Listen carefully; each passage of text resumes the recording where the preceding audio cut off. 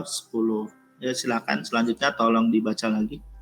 Kemenangan Partai African National Congress (ANC) yang dipimpin oleh Nelson Mandela dalam pemilihan umum 26–29 April 1994 berarti kemenangan warga kulit hitam Afrika Selatan yang sebelumnya tertindas.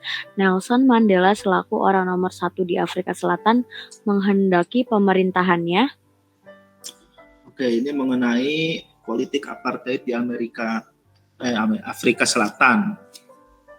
Nah, apartheid itu sendiri artinya adalah pemisahan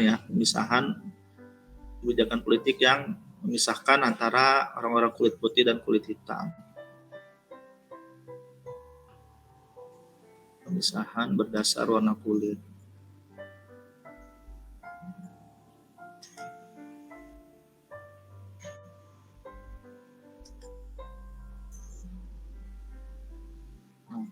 Kenapa bisa diterapkan apartheid di Afrika Selatan? Latar belakangnya pertama karena hadirnya bangsa barat, yaitu dari Inggris dan Belanda, yang mereka kemudian membuat pemukiman di Afrika Selatan. Dan ketika mereka membuat pemukiman di sana, mereka menerapkan peraturan pemisahan kawasan antara orang-orang Eropa yang berkulit putih dengan penduduk asli Afrika Selatan yang berkulit hitam. Nah, kemudian tahun 1948 Partai Nasional itu yang dikuasai kaum Boer atau Afrikaner. Ini maksudnya adalah orang-orang Belanda. Orang Belanda yang lahir dan tinggal di Afrika. Nah, jadi orang-orang Belanda, keturunan Belanda di Afrika itu disebut kaum Boer atau Afrikaner. Nah, mereka membuat sebuah partai namanya Partai Nasional yang berkuasa kemudian tahun 1948. Nah, mereka inilah yang kemudian menerapkan namanya politik apartheid. Di antaranya mereka membuat undang-undang pemisahan wilayah, daerah, undang-undang pemisahan penggunaan fasilitas, undang-undang melarang kawin campur dan lain-lain. Pokoknya ya undang-undang yang rasis gitu deh. Nah, di tengah berlakunya politik apartheid ada pihak-pihak yang menentang, yaitu dari penduduk asli Afrika sendiri. Mereka membuat sebuah partai namanya African National Congress. Nah, tokohnya diantaranya adalah Nelson Mandela. Tapi kemudian Nelson Mandela dan tokoh-tokoh dari ANC ini mereka ditangkap karena gerakan politiknya yang dianggap memprovokasi dan melawan pemerintah, dan dia dipenjara seumur hidup. Nah, kemudian dia baru dibebaskan tahun 1989 nih. Pada masa presiden Amerikanya itu adalah De Klerk namanya. Nah, De Klerk ini dia mulai lebih soft. Jadi dia lebih toleran lah. Secara perlahan ingin mengurangi politik apartheid. Maka dia membebaskan tawanan politik termasuk Nelson Mandela, dan dia juga membolehkan ANC untuk beraktivitas kembali. Nah, pada akhirnya setelah Nelson Mandela bebas, ANC itu kemudian memenangkan pemilu di mana Nelson Mandela jadi presiden dan dia menghapus diskriminasi. Jadi tidak ada lagi pembedaan antara kulit putih dan kulit hitam.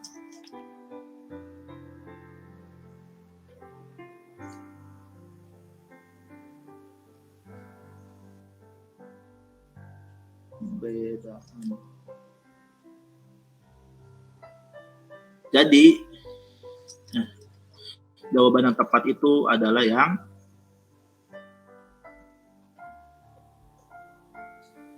B, ya. Jadi dipegang oleh kulit hitam dan orang kulit putih, tidak ada pembedaan ya. Bukan dia. Jadi Nelson Mandela itu tidak ingin balas dendam bahwa berarti Afrika harus dipegang oleh kulit hitam saja, kulit putih tidak boleh, enggak seperti itu. Tapi dia berusaha menghapus diskriminasi bentuknya itu apapun.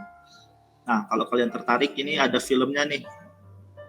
Film yang mengisahkan tentang perjuangan Mandela, ya kan? Kalian cari aja, misalnya filmnya judulnya Invictus. Nah, nanti di situ diperlihatkan tuh bagaimana sikap dan cara Mandela dalam memerangi apartheid. Oke. Kita lanjut ya, nomor 11. Silakan dibaca.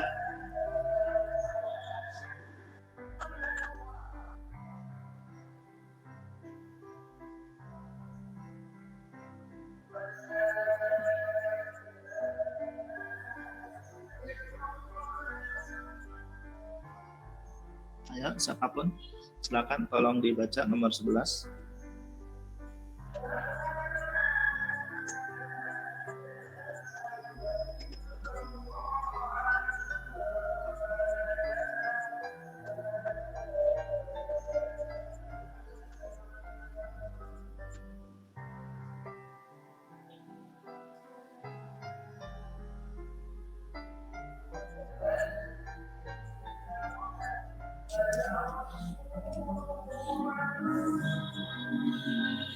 Ayo, siapa yang mau baca ini nomor 11? Saya nggak ada lagi.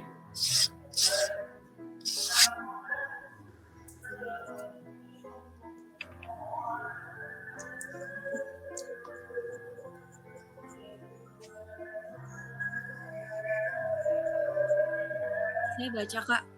Boleh. Gorbachev dalam memimpin Soviet melaksanakan perubahan besar yang dicanangkan lewat gagasan perestroika dan glasnost. Perestroika dalam bidang politik diwujudkan dalam Jadi tadi juga sudah disebutkan ya, kalau glasnost itu kan artinya keterbukaan, yang itu nanti menyebabkan yang namanya demokratisasi dan kebebasan pers, kebebasan berpendapat. Nah, seperti itu kalau glasnost. Nah, perestroika itu artinya adalah strukturasi, artinya dia mengubah struktur atau sistem. Nah, hal ini berlaku dalam bidang ekonomi dan politik. Dalam bidang politik diantaranya Gorbachev membolehkan kepemilikan swasta. Jadi perusahaan itu tidak lagi dikuasai oleh negara saja, tapi juga boleh dikuasai oleh swasta. Nah, kemudian dia juga mengizinkan investasi asing untuk masuk. Juga melakukan adanya desentralisasi ekonomi, di mana tiap-tiap daerah itu berhak untuk mengembangkan ekonominya masing-masing, jadi tidak lagi terpusat. Nah, ini kalau dalam bidang ekonomi. Dalam bidang politik, restrukturasi dilakukan diantaranya dengan mencabut status khusus Partai Komunis. Karena tadinya di Uni Soviet itu satu-satunya partai yang boleh ada dan mengikuti pemilu itu adalah Partai Komunis di Uni Soviet. Nah, tetapi kemudian status khusus ini diubah dengan cara merevisi Undang-Undang Dasar Uni Soviet. Gitu. Sehingga ketika penyelenggaraan pemilihan umum nanti, orang dari luar Partai Komunis itu boleh mencalonkan diri. Nah, maka Gorbachev juga pertama kalinya menyelenggarakan pemilihan umum secara terbuka yang diikuti oleh kandidat dari luar Partai Komunis. Nah, di sini perestroika dalam bidang politik. Jawaban yang benar adalah yang E ya, diadakan pemilihan umum secara terbuka. Kalau yang A dilakukan restrukturisasi, ini kan masih belum jelas ya. Karena restrukturisasi kan ya ini semua, ada bidang ekonomi, politik, gitu. Pelaksana kebijakan ekonomi bebas dan pasar bebas. Nah, kalau ini mungkin benar tetapi dalam bidang ekonominya saja. Yang C juga benar tapi dalam bidang ekonomi. Yang D juga nih, B, C, D ini dalam bidang ekonomi. Kalau yang E baru dalam bidang politik. Oke, kita lanjut nomor 12. Silakan dibaca lagi. Secara ideologis, glasnost yang terjadi di Uni Soviet dalam kurun 1990-an mencerminkan. Oke, nah ini di pertanyaannya adalah secara ideologis. Ya, kata kuncinya ini nih, secara ideologis. Glasnost nanti pada akhirnya memang menyebabkan negara-negara bekas jajahan atau bagian dari Uni Soviet itu merdeka dan juga menyebabkan keterbukaan. dan juga pecahnya dengan negara-negara satelit. Maksudnya negara-negara ini ya yang jadi bagian Uni Soviet. Dan hingga akhirnya runtuhnya Uni Soviet. Tetapi di sini yang dipertanyakan adalah secara ideologisnya. Nah, ideologinya itu kan adalah Marxisme, ya kan. Makanya dengan diterapkannya Glasnost itu yang mencerminkan melemahnya Marxisme, karena pada awalnya Marxisme itu kan tidak mengizinkan keterbukaan, tetapi ya seluruhnya diatur oleh Partai Komunis. Gitu. Jadi tidak ada kebebasan pers, semuanya itu harus informasi ya berasal dari pemerintah dan rezim komunisme itu sendiri. Nah, sebab melemahnya Marxisme diantara lain karena tidak memiliki sistem pengawasan yang efektif terhadap politik dan ekonomi. Di sisi lain, negara-negara komunis itu juga jauh tertinggal dari negara penganut kapitalisme dalam bidang ekonomi. Nah, jadi banyak negara-negara komunis yang pada akhirnya justru miskin dan rakyatnya tidak sejahtera dan justru tertekan dengan diktatorismenya. Makanya membuat masyarakat juga menjadi jengah. Hingga tahun 90-an, Uni Soviet secara perlahan meninggalkan Marxisme atau komunisme itu.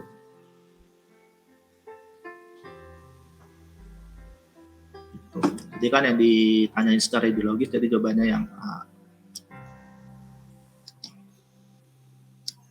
Oke, nomor 13.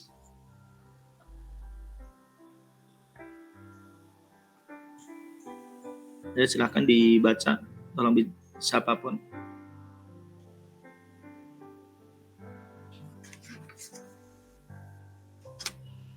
Negara-negara di bawah ini pernah membantu untuk penyatuan kembali Jerman dalam pertemuan yang dikenal dengan 2+4 kecuali.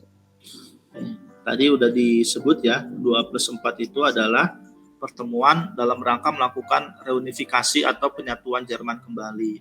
2+4 itu, duanya adalah Jerman itu sendiri, yaitu Jerman Barat dan Jerman Timur. Nah, jadi ini duanya.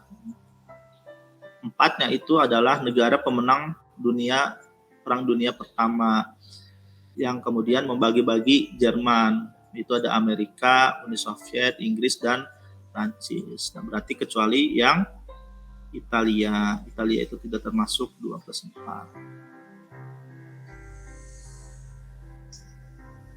Oke, ada yang ingin ditanyakan?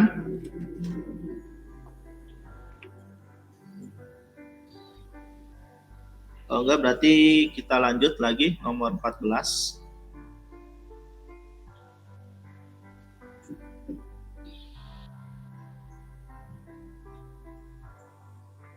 Latar belakang terjadinya Perang Teluk antara Irak dengan pasukan multinasional pimpinan Amerika Serikat adalah. Oke, ini tadi juga sudah ini ya diulang-ulang penjelasannya. Antara Irak melawan pasukan multinasional yang dipimpin Amerika itu adalah Perang Teluk yang kedua, yaitu Irak melawan Kuwait, di mana Amerika bersama NATO kemudian memutuskan untuk membela Kuwait, ya kan, dalam operasi Desert Shield ini.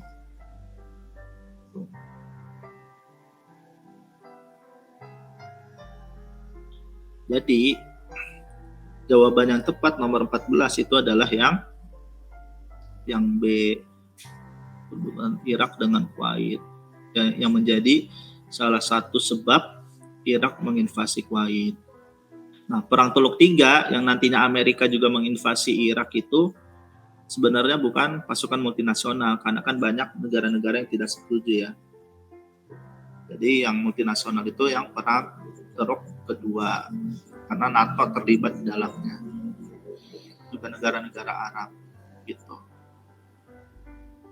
Ya, kita lanjut ya, nomor 15.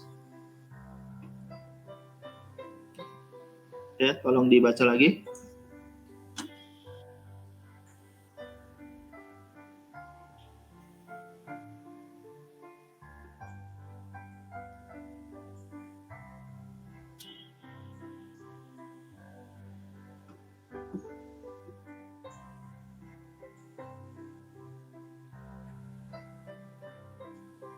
Peristiwa penting pada akhir abad ke-20 yang berpengaruh terhadap tata hubungan politik adalah. Iyalah. Oke. peristiwa penting akhir abad ke-20. Kalau kita lihat di sini kan ini semua ya, peristiwanya terjadi di akhir abad ke-20 semua, tahun 1990-an. Tapi kita lihat peristiwa apa yang paling penting dan berpengaruh terhadap tata hubungan politik, yaitu hubungan antar negara-negara di dunia. Nah, dari seluruh peristiwa yang ada, yang paling mengubah tata politik itu adalah bubarnya Uni Soviet tahun 1992. Kenapa? Karena dengan beruntuhnya atau berakhirnya Uni Soviet kemudian menyebabkan berakhirnya Perang Dingin, ya kan? Nah, dengan bubarnya Uni Soviet juga kemudian banyak negara-negara yang baru merdeka di negara bekas bagian Uni Soviet, seperti Ukraina, Uzbekistan, Armenia, Azerbaijan, Turkmenistan yang tadinya bagian Uni Soviet, mereka kemudian menjadi negara yang merdeka setelah runtuhnya Uni Soviet. Nah, di sisi lain, runtuhnya rezim komunis Uni Soviet juga menyebabkan negara-negara di Eropa Timur mulai meninggalkan komunisme juga, itu Rumania, Polandia, Hungaria hingga Jerman Timur. Mereka kemudian menerapkan ideologi liberal seperti Amerika. Nah, bubar Uni Soviet juga menjadikan Amerika sebagai satu-satunya negara adidaya. Jadi mereka tidak lagi memiliki musuh yang imbang, sehingga Amerika dengan leluasa melancarkan kebijakan-kebijakan politiknya. Yang dampaknya nanti ya Amerika mengintervensi Timur Tengah juga terjadi pasca runtuhnya Uni Soviet. Gitu. Jadi yang sangat berpengaruh terhadap hubungan politik yaitu yang B. Gitu. Adapun kayak reunifikasi Jerman dan Fakta Warsawa bubar ini kan dampak bagian dari ini ya, yang mendahului bubar Uni Soviet. Gitu ya. Oke, kita lanjut nomor 16. Silakan dibaca lagi.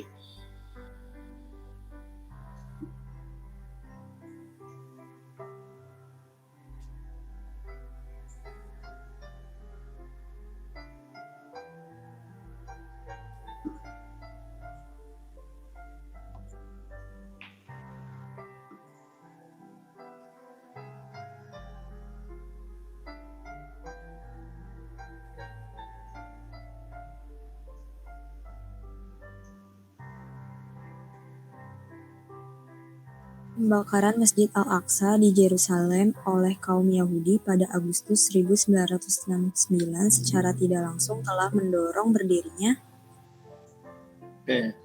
penyerangan Masjid Al-Aqsa oleh Israel di Yerusalem. Nah, itulah yang kemudian menyebabkan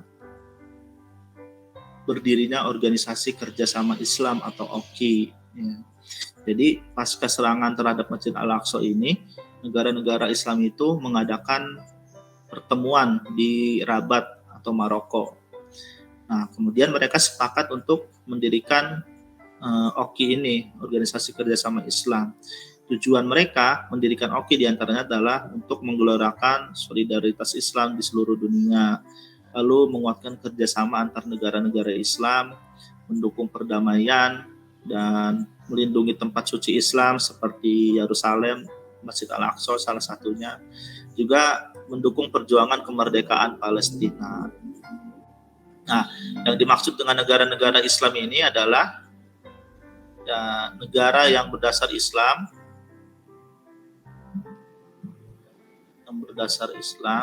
atau negara yang mayoritas Islam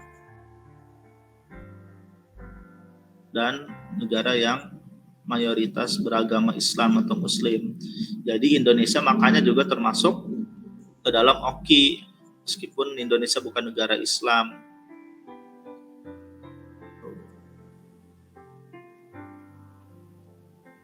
Nah, jadi jawaban itu yang B, organisasi konferensi atau kerjasama Islam.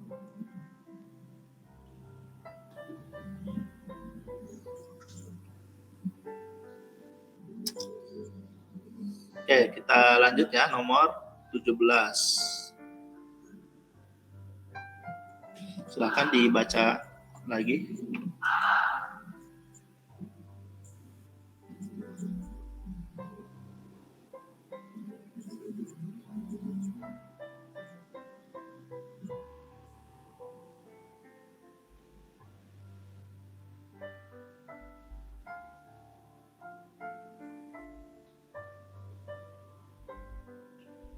Tujuan utama dilaksanakannya Jakarta Informal Meeting ialah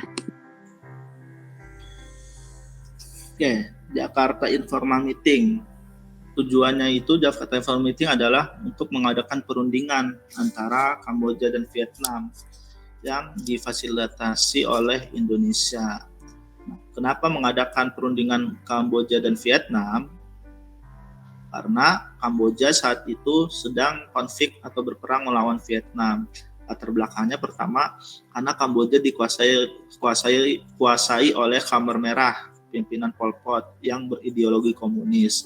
Di sisi lain, Vietnam ini sebenarnya juga dikuasai oleh partai komunis juga. Hanya saja komunisme mereka berbeda, di mana komunisme Vietnam memihak Uni Soviet, sedangkan komunisme Kamboja itu memihak kepada Tiongkok. Nah, makanya mereka itu saling berseteru. Nah, Tiongkok memiliki kepentingan untuk menyatukan Indochina, salah satunya Kamboja dan Vietnam. Nah, Vietnam ini tidak setuju untuk menjadi bawahan Tiongkok, makanya mereka lebih memihak kepada komunisme Uni Soviet dibandingkan komunisme Tiongkok.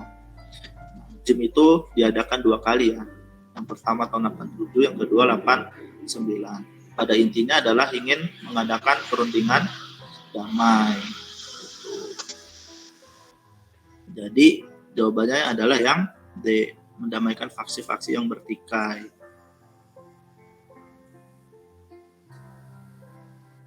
Oke, ada yang ingin ditanyakan?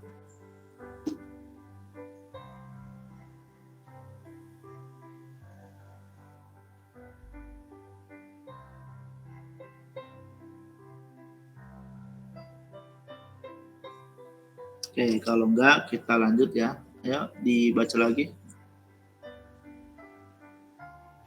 Latar belakang munculnya politik apartheid adalah Politik apartheid yang tadi sudah dijelaskan ya. Latar belakangnya itu adalah karena hadirnya bangsa Barat yang membuat pemukiman di Afrika Selatan dan menetapkan aturan pemisahan kawasan antara yang kulit putih dan kulit hitam. Jadi kira-kira jawabannya apa? Yang A, datangnya bangsa kulit putih dari Eropa, ini masih belum spesifik ya. Jadi yang benar itu sebenarnya adalah yang D, bentuknya koloni-koloni bangsa Eropa di Afrika. Jadi kalau masalah datangnya doang mah nggak masalah ya, kalau cuma datangnya doang. Tetapi yang menjadi masalah adalah mereka membentuk koloni-koloni di Afrika. Nah, dalam koloni itu mereka membuat peraturan untuk mengadakan pemisahan kawasan. Makanya kemudian terbentuklah yang namanya apartheid. Jadi itu bedanya ya antara yang A dengan yang D.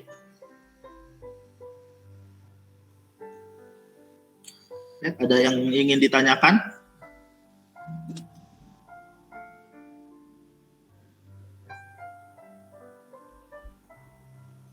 Oke, kalau enggak kita lanjut nomor 19. Silakan tolong dibaca lagi. Satu-satunya negara yang mewarisi peralatan militer yang paling kuat di bekas Yugoslavia adalah Yugoslavia. Yugoslavia ini adalah sebuah negara yang ada di kawasan Balkan ya. Yang pada awalnya itu dia terdiri atas 6 negara republik dan 2 provinsi. Jadi Yugoslavia itu berbentuk federal pada awalnya. Nah, 6 negara dan 2 provinsi itu ada Bosnia Herzegovina, Kroasia, Makedonia, Montenegro, Slovenia, Serbia, dan provinsi Vojvodina dan Kosovo. Masa tahun 1946 muncullah seorang tokoh namanya Josip Broz Tito. Dia ini adalah pemimpin partai komunisme di Yugoslavia dan menjadikan Yugoslavia sebagai negara sosialis. Tapi Josip Broz Tito ini dia tidak mau menjadi bawahan Uni Soviet, sehingga dia meskipun negara sosialis atau negara komunis, dia lebih memihak kepada gerakan non-blok dan menjadi salah satu pendirinya. Jadi dia memihak gerakan non-blok atau GNB.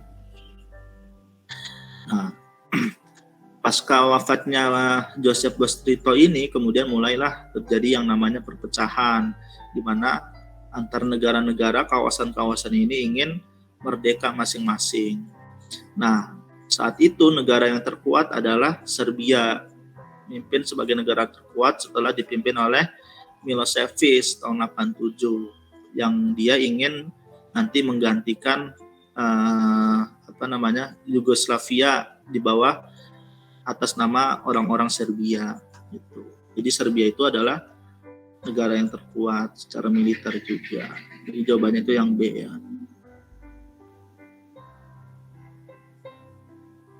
Ada yang ingin ditanyakan?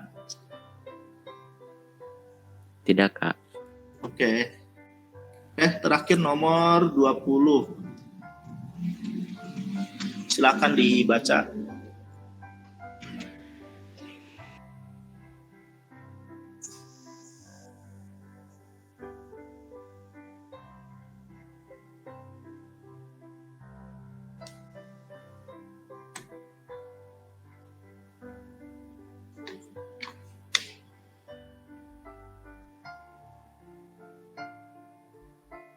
Mikhail Gorbachev merupakan tokoh di balik bubarnya Uni Soviet yang menandai berakhirnya Perang Dingin. Sebab Mikhail Gorbachev memperoleh hadiah Nobel perdamaian pada tahun 1990. Oke. Mikhail Gorbachev adalah tokoh di balik bubarnya Uni Soviet yang menandai berakhirnya Perang Dingin. Ini betul ya. Kenyataannya betul. Sebabnya Mikhail Gorbachev memperoleh hadiah Nobel perdamaian pada tahun 1990. Nah, jadi Mikhail Gorbachev itu juga memperoleh hadiah Nobel perdamaian karena dia mengakhiri diktatorisme Uni Soviet dan memulai perdamaian dengan negara-negara barat. Jadi yang sebabnya ini juga betul. Nah, jadi saling terkait ya antara yang satu dengan dua. Jadi jawabannya yang A. Yang mana pernyataan dan sebab sama-sama betul dan saling terkait.